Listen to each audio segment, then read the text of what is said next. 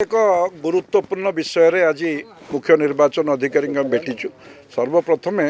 मु तो गत काली जो बस एक्सीडेंट होता जो एनएच रे बस एक्सीडेंट होती जोटा पुरी रु बेंगल जाऊला हलदिया जो भली भाव में बस टी उल्टी पड़ला एवं से मृताहत हेले एवं आघात प्राप्त हेले मु मृताहतों परिवार वर्ग को प्रभु जगन्नाथ शक्ति प्रदान करंतु एवं समवेदना जनाऊँगी जो मैंने आहत होती से आशु आरोग्य कामना करुच्ची। दुर्घटना को लेकिन जो भली भाव में आज आमर जे राज्य रे नवीन ओडिशा और 5T अध्यक्ष अच्छा जे विजु जनता दलर मुरबी साजिंट से आज दुर्घटनाग्रस्त व्यक्ति विशेष को भेटापी जाइए। एथिरे भेटार कौन आपत्ति ना किंतु जो भली भाव में एक्स्ट्राऑर्डिनरी कॉन्स्टिट्यूशनल अथॉरिटी पोस्चर कले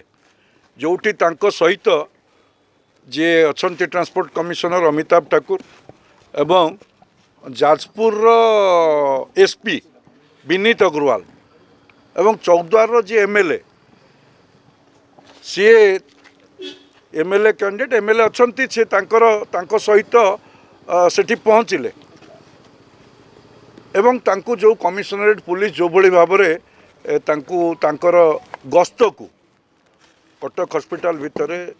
जो साइरेन बाजिक गाड़ी बुलवा ए जो भली भाव में व्यवस्था करागला ये तो साधारण भारतीय माने विजु जनता दलर जड़े नेता सी ये जदि एभली तांको पाई एमसीसी चलुला बेले जो अधिकारी माने तांको सहित गस्त करवा ये क्लियर कट भाव में एमसीसी को भायोलेसन करुच्ची आदर्श आचरण विधि को भायोलेसन करुच्ची। आमे देखुचु विजु जनता दल एठी अस्तव्यस्त हो जाउचंती किछि मुष्टिमेय अधिकारी को जदि किछि किए कहूची एथिरे निश्चित रूपे किछि मुष्टिमेय अधिकारी ऑफिसर वृंद अच्छा जो माने ये भली व्यवहार प्रदर्शन करुँच बाध्य होचु आमे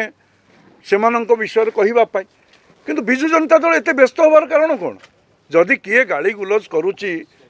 धमकाऊँच विजु जनता माने अधिकारी को विजु जनता दल को से जनाऊँ कहीं से अधिकारी मैंने से तो जातु पुलिस स्टेशन में एफआईआर दिंतु किए कहला कौन कहला